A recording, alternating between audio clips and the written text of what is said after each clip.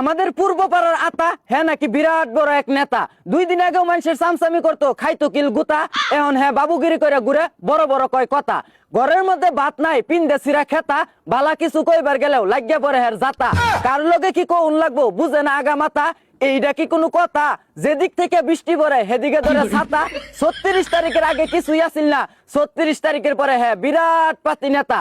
আতা নেতার এই বিরাট পরিবর্তনের বিস্তারিত প্রতিবেদন জানাতে আমাদের আবাইত্যা টিভির হলুদ সাংঘাতিক রিপোর্টার নাকারিস্টা এখন আমাদের সাথে সরাসরি লাইভে যুক্ত হবেন। হ্যাঁ হ্যাঁ নাকারিস্টা, তুমি কি আমাকে শুনতে পাচ্ছ?